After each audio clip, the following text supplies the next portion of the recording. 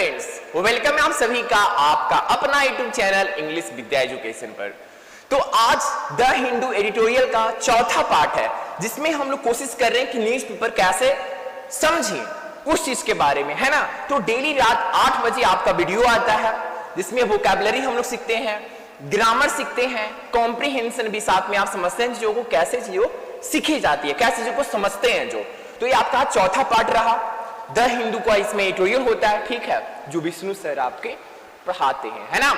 तो देखिएगा दोस्तों, अब हम लोग स्टार्ट करते हैं चीजें और बिल्कुल आराम से समझते समझते हुए आगे बढ़ते हैं, है ना। 6 अगस्त 2021 का एक आपका आर्टिकल है द हिंदू न्यूज़पेपर का, जो काफी लोगों को लगता है कि न्यूज़पेपर पढ़ना बहुत ही मुश्किल है। कुछ ऐसा नहीं है, बिल्कुल इजी है, पर उसको हम चीजों को लॉजिकली समझकर समझते हैं, है ना। देखिएगा क्या कैसे है जो। तो देखिए इसका जो हेडलाइन है वो कुछ इस तरीके से है कि child has right to use mother's surname HC. Sir ji कुछ समझ में नहीं आया सर जी, क्या क्या बोल दिए इतना जल्दी जल्दी। हम बोलेंगे कि जानते हैं बाबू, कुछ मत कीजिए, बिल्कुल एकदम बेसिक से चलिए। चाइल्ड मतलब क्या होता है? आप बोलिएगा सर जी चाइल्ड मतलब हमको पता नहीं है ना, मतलब आप ही होगा जानते हैं सर जी, चाइल्ड मतलब बच्चा होता है। हम बोलेंगे अरे वाह, आप लोग तो बच्चा नहीं रहे, अब आप लोग काफी बड़े हो चुके हो, तो चाइल्ड मतलब बच्चा हो गया, आप लोग बच्चा नहीं हो, है ना। तो चाइल्ड मतलब बच्चा। अब बोलते हैं थे आई हैव अ कार, मेरे पास एक कार है, she has a car, she has a dog बोलते थे। तो हैव मतलब किसी के कुछ पास है, ठीक है, कुछ अधिकार को दिखाता है। अब यहाँ पर हैज है, हैज वही है, हैव का ही फॉर्म होता है, बस सिंगुलर यहाँ पर होता है, ठीक है। अब यहाँ पर ये है V1, तो V1 मतलब प्रेजेंट सिंपल, तो ये प्रेजेंट सिंपल का टेंस हो गया। चाइल्ड हैज राइट बोला जा रहा, क्या बोला जा रहा कि चाइल्ड हैज राइट। अब एक बात समझना, चाइल्ड हैज राइट का मतलब कि चाइल्ड के पास राइट है, क्या करना है, चाइल्ड के पास राइट है। अब किस चीज का राइट है, अब उसको हम एक्सप्लेन करते हैं इन्फिनिटिव के साथ में। तो ये जो आपका हो गया ए है, इसको बोलते हैं इन्फिनिटिव। इसको क्या बोलते हैं दोस्तों? इसको बोलते हैं इन्फिनिटिव। तो एक्सप्लेन करने के लिए चीज आता है कि चाइल्ड के पास राइट है, क्या करना, तो यूज करने के लिए। कौन यूज करेगा? चाइल्ड ही यूज करेगा। सब्जेक्ट कौन है? चाइल्ड ही है ना आपका। तो चाइल्ड के पास अधिकार है कि वो यूज कर सकता है, क्या यूज कर सकता है, तो मदर्स का सरनेम। मदर ऐसे अपस्ट्रोफियस है, जानते हैं इसे कहा रहता है, किसी चीज का पोजीशन दिखाता है। किसका सरनेम? तो मदर का सरनेम। किसका सरनेम? तो मदर का सरनेम, है ना। सरनेम मतलब क्या होता है सर जी? पहले सरनेम समझा दीजिए ना सर जी। अरे हम बोलेंगे सरनेम मतलब ना पता है, बोलते हैं विष्णु कुमार, विष्णु सर, तो अंतिम में अगर हम जो सर लगाएं, कुमार लगाएं, ठीक है, जो मतलब किसी का कुल के नाम जो लगता है अंतिम में, उसको हम बोलते हैं सरनेम। जो अंतिम में आप किसी अपने जो नाम के अंतिम में लगाते हो, दैट इज कॉल्ड सरनेम, ठीक है। मतलब सर का नेम है मतलब अंतिम में लगाते हैं, ठीक है, अंतिम मतलब माथा वाला नाम, तो वो हो गया सरनेम आपका। अब सर जी ए वाला 2 गो ऐसे बिंदु दे दिया है सर जी, और एचसी लिख दिया। इसका मतलब एचसी मतलब जानते हैं बाबू? एचसी मतलब हाई कोर्ट। ये जो बोला, जैसे बोलते हैं बहुत सारा, हम जब स्टोरी पढ़ते हैं तो उसमें एक नरेटर होने का काम करता है, और एक होता है जो मतलब कि वो रोल को मतलब कि निभाता है। जैसे राम क्या बोला, तो राम ऐसे कॉमा दे दिया, ए बोला, श्याम ए बोला। वैसे एचसी कौन बोला है? हाई कोर्ट बोला। कहां का हाई कोर्ट आगे पता चलेगा। तो ये हाई कोर्ट बोला। क्या हाई कोर्ट बोला कि चाइल्ड हैज राइट, चाइल्ड का अधिकार है यूज करने का। क्या यूज करने का? तो अपने माता का सरनेम, अपने माता का जो सरनेम है वो यूज कर सकता है एक बच्चा, ठीक है। ये हाई कोर्ट ने बोला है। आगे देखिएगा, द दिल्ली हाई कोर्ट। कौन? द दिल्ली हाई कोर्ट बाबू। हर अपना अपना स्टेट का हाई कोर्ट होता है, बिहार का भी है पटना में, उसी तरीके से लाइकवाइज दिल्ली का भी हाई कोर्ट है ना। तो the Delhi high court on Friday, इसको फ्राइडे नहीं पढ़ते हैं, it's Friday not Friday, we have to silent. कौन सा साइलेंट करना होता है? तो आर को साइलेंट करके बोलिए, ठीक है, आर को नहीं प्रोनाउंस करते हैं। क्या पढ़ते हैं? इट्स फ्राइडे, थर्सडे, सैटरडे, ठीक है, ऐसे पढ़ते हैं। Wednesday, it's Wednesday not Wednesday बाबू। तो the Delhi high court on Friday, कब? जब दिल्ली जो हाई कोर्ट है ना वो फ्राइडे को कब बाबू? तो फ्राइडे को क्या बोला? ऑब्जर्व्ड। सर जी ऑब्जर्व्ड ये V2 है। हम बोलेंगे हाँ V2 है, मतलब क्या है? पास्ट सिंपल है, पास्ट सिंपल है। अब यहां पर सर जी सब्जेक्ट कौन हुआ? अरे सब्जेक्ट नहीं पता। Ram with Shyam is going there, Ram जा रहा है श्याम के साथ है, तो राम हो गया सब्जेक्ट। तो सब्जेक्ट जो है ना बाबू, ये आपका सब्जेक्ट है। कौन है? द दिल्ली हाई कोर्ट, ठीक है। अब ऑन फ्राइडे के साथ में, इसके साथ में प्रीपोजिशन के साथ में ऐड कर दिया गया, तो ये पूरा का पूरा आपका सब्जेक्ट हो गया। The Delhi high court on Friday, शुक्रवार को, ऑब्जर्व, क्या ऑब्जर्व किया था? दैट एक कंजंक्शन होता है, दो क्लाउड्स को जोड़ने का काम करता है, ठीक है। दो क्लाउड्स हो जाए, फ्रेज हो जाए, है ना, उसको जोड़ने का काम करता है, दो वर्ड हो जाए। तो सर जी ऑब्जर्व मतलब समझ नहीं आ रहा। ऑब्जर्व मतलब क्या? हम बोलेंगे, बिल्कुल ध्यान से समझिएगा। ऑब्जर्व मतलब टू मेक अ रिमार्क। एक रिमार्क जब बनाते हैं ना, अपना एक ओपिनियन जब देते हैं, तब उसको बोलते हैं। एक ऑब्जर्व का मीनिंग भी होता है। एक ऑब्जर्व हो गया अवलोकन करना, बिल्कुल ध्यान से चीजों को देखना, है ना, ये बिल्कुल केयरफुली चीजों को देखना, वो भी एक ऑब्जर्व हो गया। और एक ऑब्जर्व करने का मतलब हो जाता है कि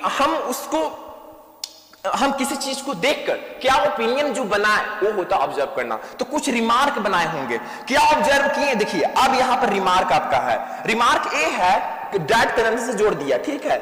ए है आपका पूरा का पूरा रिमार्क। क्या है?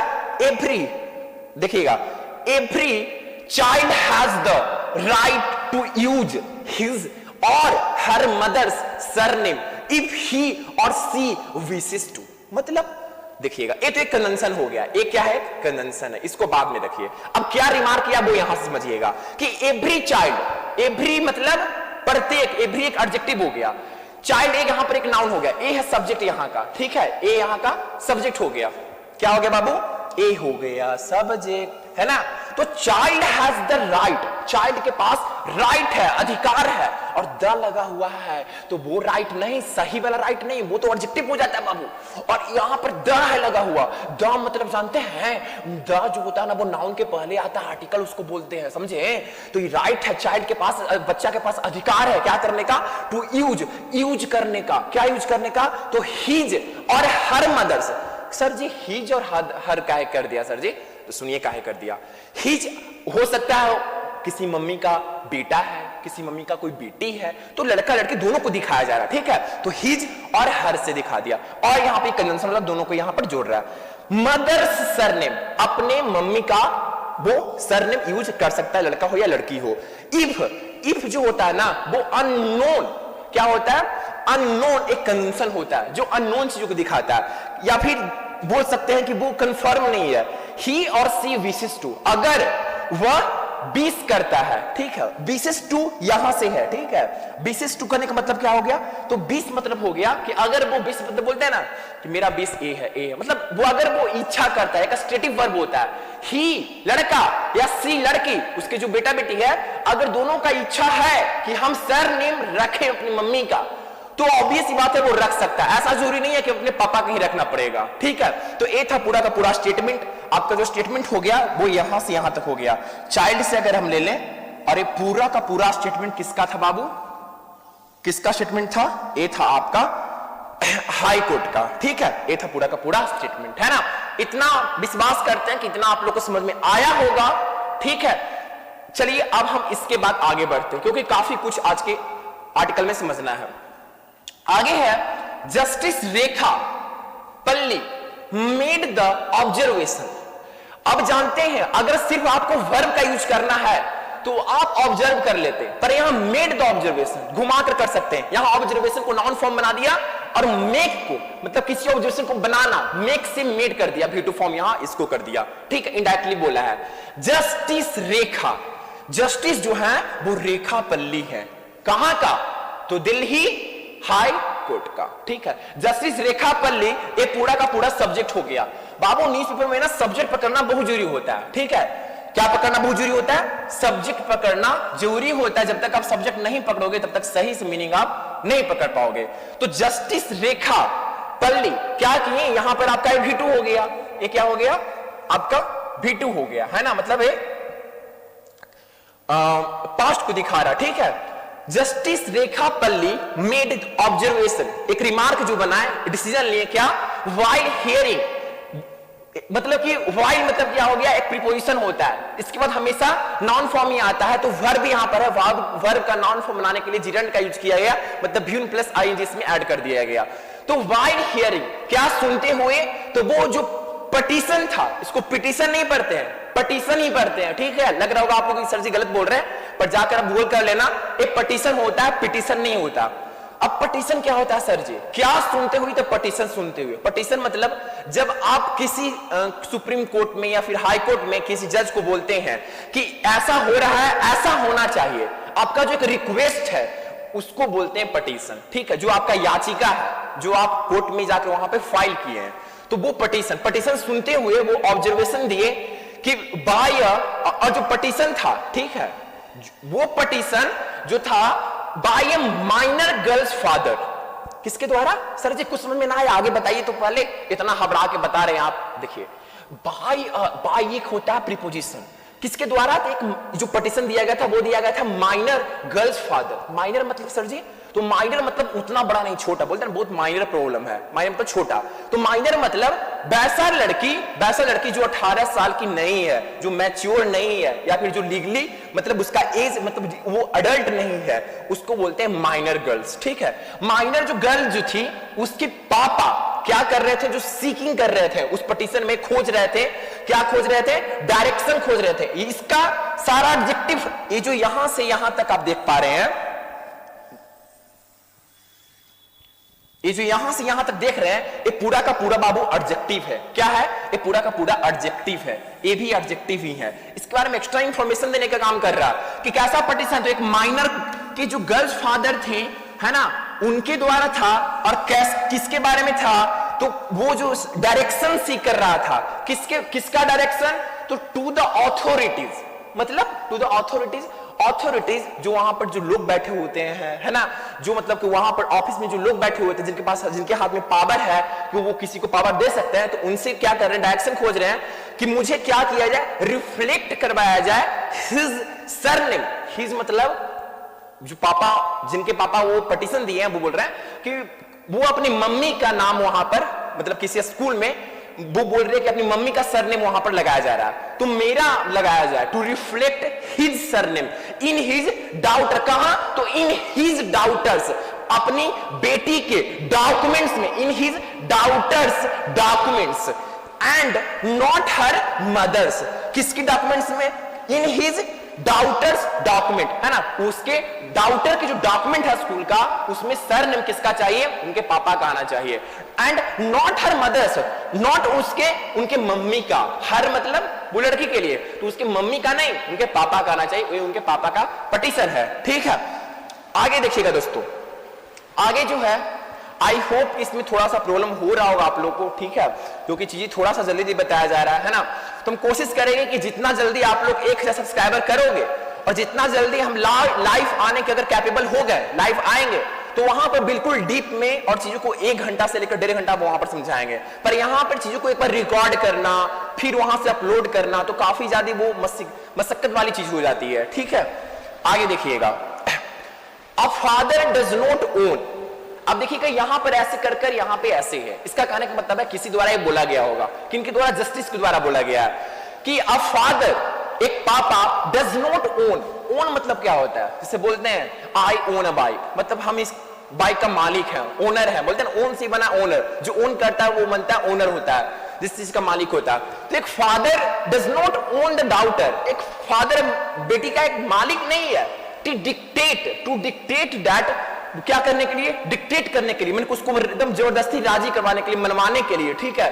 दैट सी शुड, कि उसे यूज करना चाहिए ओनली हिज सरनेम, किसका सरनेम यूज करना चाहिए, ओनली हिज सरनेम। हिज मतलब उसके पापा का, ऐसा नहीं है कि उसको तुम बोलना चाहिए कि तुम मेरा ही सरनेम यूज करो। एक इनका क्या नाम है, ये कर रहे हैं जस्टिस जी, ठीक है, कि इफ द माइनर, जो माइनर है मतलब कि जो 18 साल का मैच्योर नहीं भी है, तो वो माइनर जो डाउटर है, ठीक है, वो माइनर जो डाउटर है इज हैप्पी, अगर माइनर डाउटर अगर खुश है विथ हर सरनेम, है ना, हर मतलब अपने मम्मी का सरनेम से अगर वो खुश है, then what is your problem, तुम्हारा क्या प्रॉब्लम है। जब वो बच्ची अगर खुश नहीं है अपनी मम्मी के सरनेम से, तो आपको क्या प्रॉब्लम है।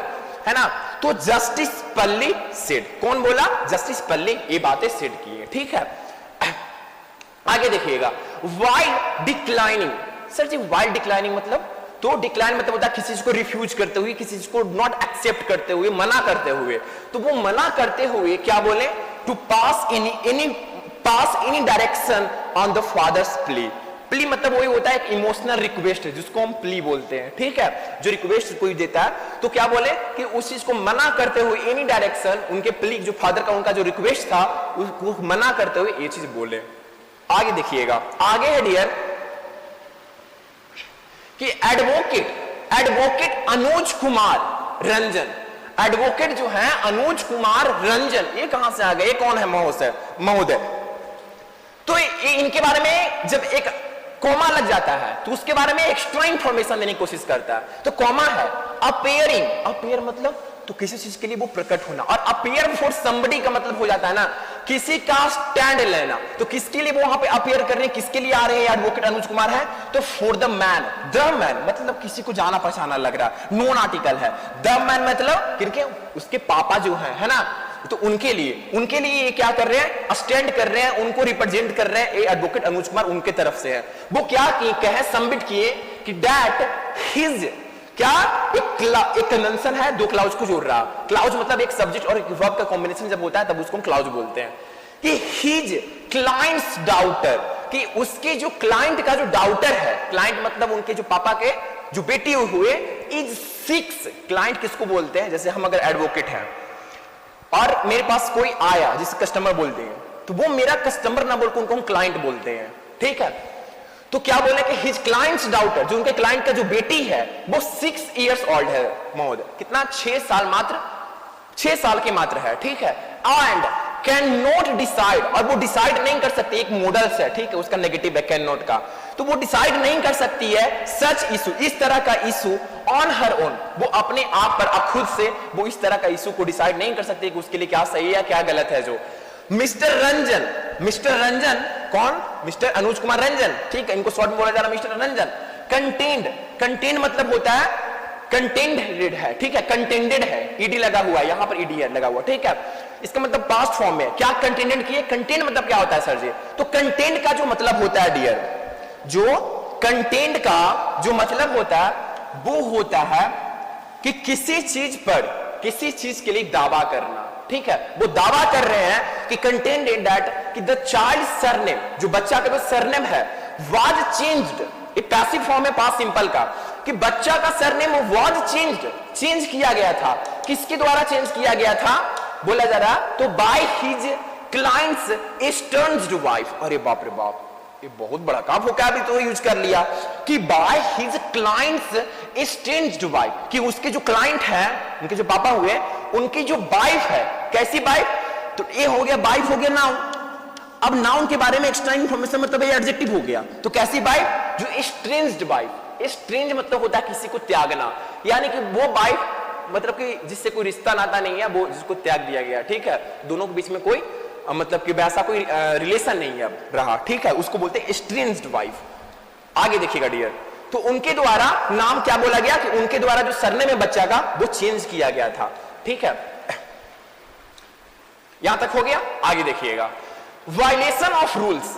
सर वायलेशन ऑफ रूल्स मतलब? तो वायलेट मतलब होता है किसी चीज का उल्लंघन करना, और वायलेट का जो नाउन फॉर्म होता है वो होता है वायलेशन, ठीक है। The process of violating something is called violation. तो यहां पर TION लगाकर हम क्या बना देते हैं? इसका नॉन फॉर्म बना देते हैं किसी वर्ब का।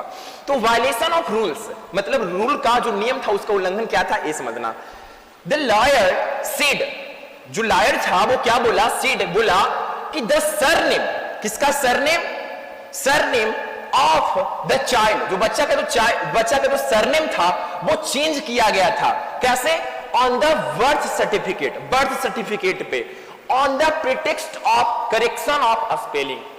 क्या बोल दिए sir ji? On the pretext of correction of spelling.